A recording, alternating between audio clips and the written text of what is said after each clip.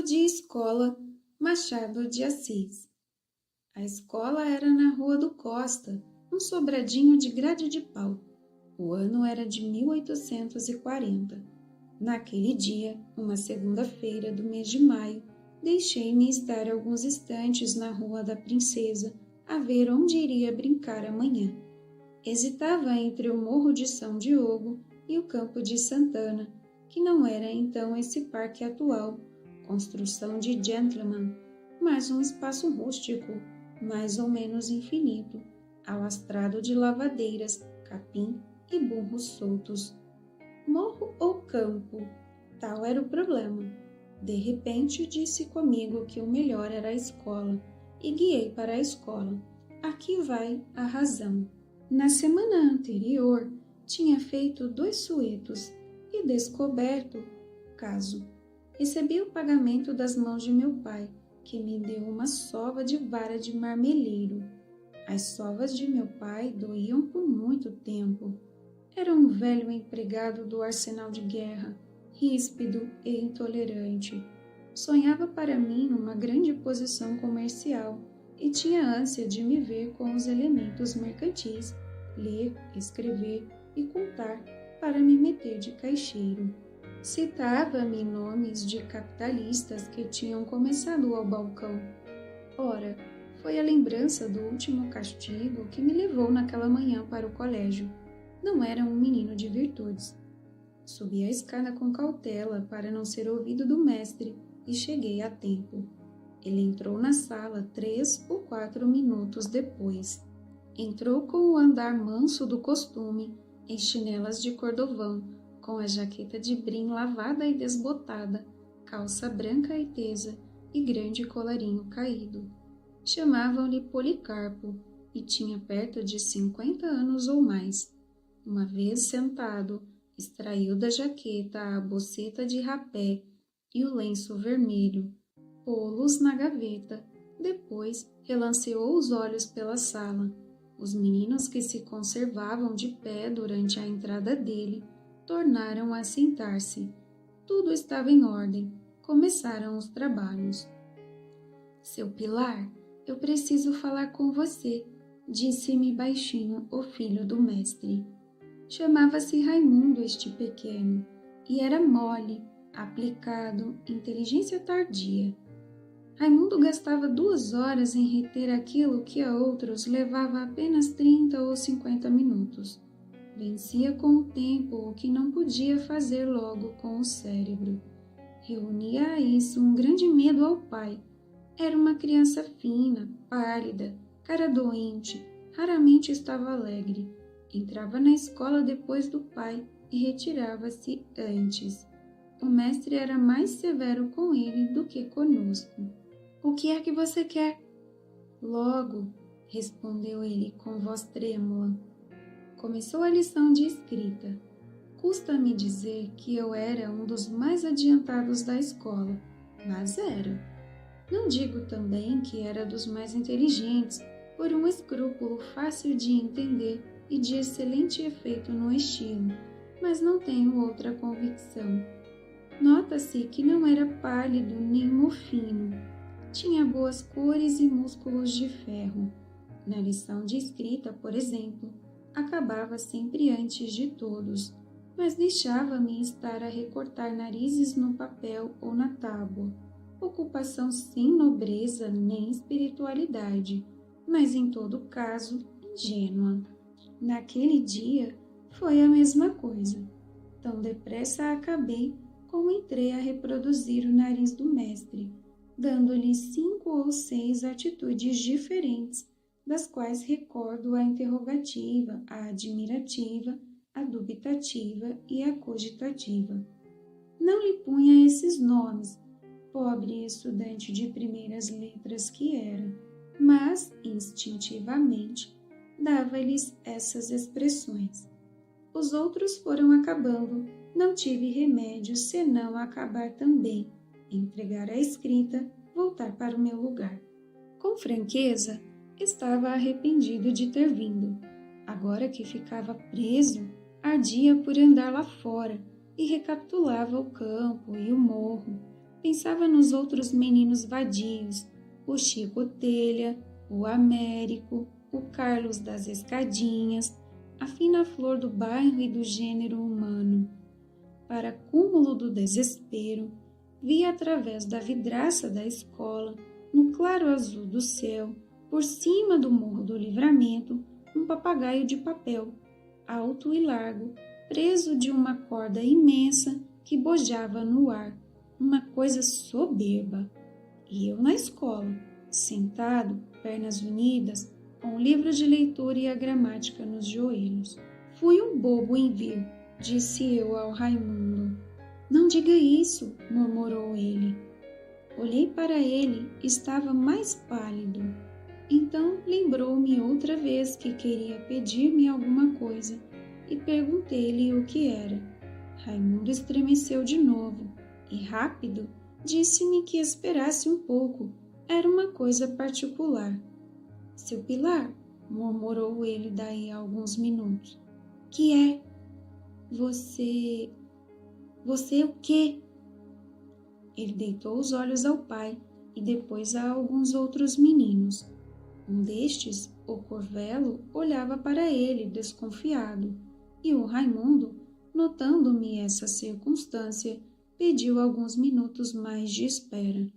Confesso que começava a arder a curiosidade.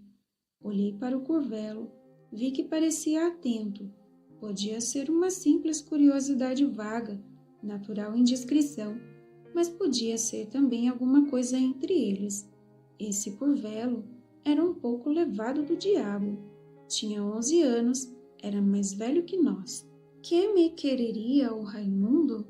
Continuei inquieto, remexendo-me muito, falando-lhe baixo, com instância, que me dissesse o que era, que ninguém cuidava dele nem de mim. Ou então, de tarde. De tarde não, interrompeu-me ele. Não pode ser de tarde. Então agora. Papai está olhando. Na verdade, o mestre fitava-nos. Como era mais severo para o filho, buscava-o muitas vezes com os olhos para trazê-lo mais aperreado. Mas nós também éramos finos, metemos o nariz no livro e continuamos a ler.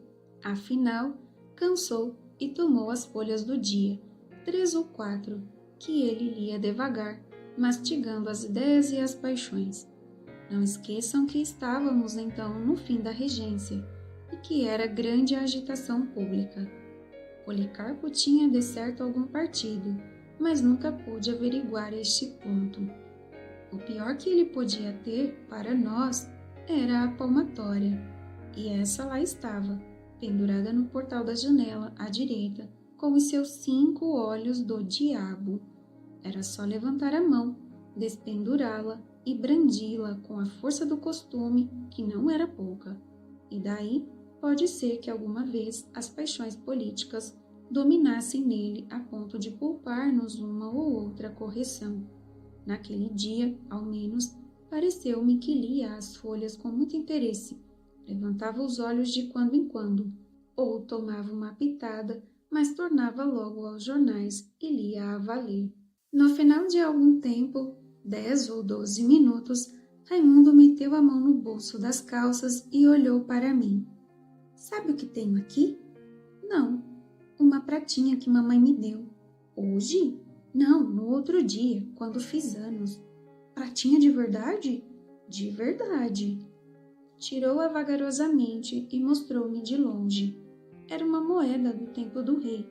Cuido que 12 vintém ou 2 tostões, não me lembra. Mas era uma moeda, e tão moeda que me fez pular o sangue no coração. Raimundo revolveu em mim um olhar pálido. Depois perguntou-me se a queria para mim. Respondi-lhe que estava caçoando, mas ele jurou que não.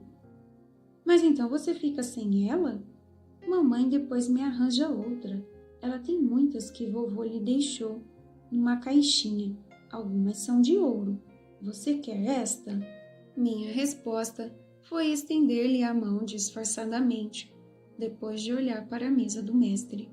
Raimundo recuou a mão dele e deu à boca um gesto amarelo que queria sorrir.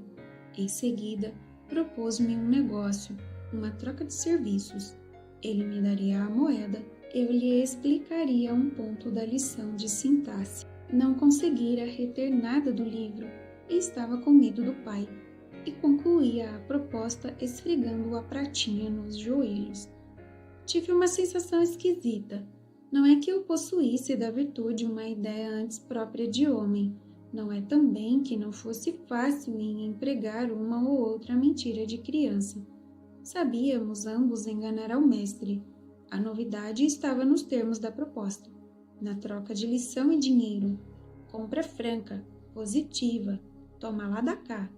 Tal foi a causa da sensação. Fiquei a olhar para ele à toa, sem poder dizer nada. Compreende-se que o ponto da lição era difícil e que o Raimundo, não o tendo aprendido, recorria a um meio que lhe pareceu útil para escapar ao castigo do pai. Se me tem pedido a coisa por favor, alcançá-la ia do mesmo modo, como de outras vezes, mas parece que era a lembrança das outras vezes, o medo de achar a minha vontade frouxa ou cansada e não aprender como queria, e pode ser mesmo que em alguma ocasião lhe tivesse ensinado mal. Parece que tal foi a causa da proposta. O pobre diabo contava com o favor, mas queria assegurar-lhe a eficácia, e daí recorreu à moeda que a mãe lhe dera e que ele guardava como relíquia ou brinquedo. Pegou dela e veio esfregá-la nos joelhos à minha vista, como uma tentação. Realmente era bonita, fina, branca, muito branca, e para mim, que só trazia cobre no bolso, quando trazia alguma coisa, um cobre feio, grosso, azinhavrado. Não queria recebê-la e custava-me recusá-la. Olhei para o mestre, que continuava a ler com tal interesse que lhe pingava o rapé do nariz. Ande, tome, dizia-me baixinho o filho, e a pratinha fuzilava-lhe entre os dedos como se fora diamante. Em verdade, se o mestre não visse nada, que mal havia? E ele não podia ver nada, estava agarrado aos jornais lendo com fogo, com indignação. Tome, tome! Relanceei os olhos pela sala e dei com os de curvelo em nós. Disse ao Raimundo que esperasse. Pareceu-me que o outro nos observava, então dissimulei, mas daí a pouco deitei-lhe outra vez o olho e, tanto se ilude à vontade, não lhe vi mais nada. Então cobrei ânimo. De cá. Raimundo deu-me a pratinha, sorrateiramente. Eu meti-a na algibeira das calças, com um alvoroço que não posso definir. Cá estava ela comigo, pegadinha à perna. Estava a prestar o serviço, ensinar a lição, e não me demorei em fazê-lo. Nem o fiz mal, ao menos conscientemente. Passava-lhe a explicação em um retalho de papel que ele recebeu com cautela e cheio de atenção. Sentia-se que despendia um esforço 5 ou 6 vezes maior para aprender um nada, mas, contanto que ele escapasse ao castigo, tudo iria bem. De repente, olhei para o curvelo e estremeci. Tinha os olhos em nós, com um riso que me pareceu mal. Disfarcei, mas daí a pouco, voltando-me outra vez para ele, achei-o do mesmo modo, com o mesmo ar, acrescendo que entrava a remexer-se no banco, impaciente. Sorri para ele e ele não sorriu, ao contrário, franziu a testa, o que lhe deu um aspecto ameaçador. O coração bateu-me muito. Precisamos muito cuidado, disse eu ao Raimundo. Diga-me isto só, murmurou ele. Fiz-lhe sinal que se calasse, mas ele instava, e a moeda, cá no bolso, lembrava-me o contrato feito. Ensinei-lhe o que era, disfarçando muito. Depois, tornei a olhar para o curvelo, que me pareceu ainda mais inquieto, e o riso, dantes mal, estava agora pior. Não é preciso dizer que também eu ficara em brasas, ansioso que a aula acabasse. mas nem o relógio andava como das outras vezes, nem o mestre fazia caso da escola. Este lia os jornais, artigo por artigo, pontuando-os com exclamações, com gestos de ombros, com uma ou duas pancadinhas na mesa. E lá fora, no céu azul, por cima do morro, o mesmo eterno papagaio, guinando a um lado e outro, como se me chamasse a ir ter com ele. Imaginei-me ali com os livros e a pedra embaixo da mangueira e a pratinha no bolso das calças, que eu não daria a ninguém, nem que me cerrasse. Guardá-la-ia em casa, dizendo à mamãe que a tinha achado na rua, para que não me fugisse, ia apalpando, roçando-lhe os dedos pelo cunho, quase lendo pelo tato a inscrição, com uma grande vontade de espiá-la. « Ó, seu Pilar! » bradou o mestre com voz de trovão. Estremeci como se acordasse de um sonho e levantei-me às pressas. Dei com o mestre olhando para mim, cara fechada, jornais dispersos e ao pé da mesa, em pé, o curvelo. Pareceu-me adivinhar tudo. « Venha cá! » bradou o mestre. Fui e parei diante dele. Ele enterrou-me pela consciência dentro um par de olhos pontudos. Depois chamou o filho. Toda a escola tinha parado. Ninguém mais lia, ninguém fazia um só movimento. Eu, conquanto não tirasse os olhos do mestre, sentia no ar a curiosidade e o pavor de todos. « Então o senhor recebe dinheiro para ensinar as lições aos outros? » disse-me o Policarpo. « Eu? Dê cá a moeda que este seu colega lhe deu, clamou. Não obedeci logo, mas não pude negar nada. Continuei a tremer muito. Policarpo bradou de novo que lhe desse a moeda, e eu não resisti mais. Meti a mão no bolso, vagarosamente, saquei-a e entreguei-lhe. Ele examinou-a de um e outro lado, bufando de raiva. Depois estendeu a mão e atirou-a à rua. E então disse-nos uma porção de coisas duras, que tanto o filho como eu acabávamos de praticar uma ação feia, indigna, baixa, uma vilania, e para emenda e exemplo íamos ser castigados. Aqui pegou da palmatória. Perdão, seu mestre, solucei eu. Não há perdão. Dê cá a mão. Dê cá. Vamos, sem vergonha. Dê cá a mão. Mas, seu mestre, olhe que é pior. Estendi-lhe a mão direita, depois a esquerda, e fui recebendo os bolos um por cima do outro, até completar 12, que me deixaram as palmas vermelhas e inchadas. Chegou a vez do filho, e foi a mesma coisa. Não lhe poupou nada. 2, 4, 8, 12 bolos. Acabou, pregou-nos outro sermão, chamou-nos sem vergonha, desaforados, e jurou que se repetíssemos o negócio, apanharíamos tal castigo que nos havia de lembrar para todo o sempre. E exclamava, porcalhões, tratantes, faltos de brio. Eu, por mim, tinha a cara no chão, não ousava fitar ninguém, sentia todos os olhos em nós. Recolhi-me ao banco, soluçando, fustigando pelos impropérios do mestre. Na sala arquejava o terror. Posso dizer que naquele dia ninguém faria igual negócio. Creio que o próprio Curvelo enfiara de medo. Não olhei logo para ele. Cá dentro de mim jurava quebrar-lhe a cara na rua, logo que saíssemos, tão certo como 3 e 2 serem 5. Daí a algum tempo olhei para ele. Ele também olhava para mim, mas desviou a cara e penso que empalideceu. Compôs-se e entrou a ler em voz alta. Estava com medo. Começou a variar de atitude, agitando-se à toa, coçando os joelhos, o nariz. Pode ser até que se arrependeu de nos ter denunciado. E, na verdade, por que denunciar-nos? Em que é que lhe tirávamos alguma coisa? Tu me pagas, tão duro como o osso, dizia eu comigo. Veio a hora de sair e saímos. Ele foi adiante, apressado, e eu não queria brigar ali mesmo, na rua do Costa, perto do colégio. Havia de ser na Rua Larga de São Joaquim.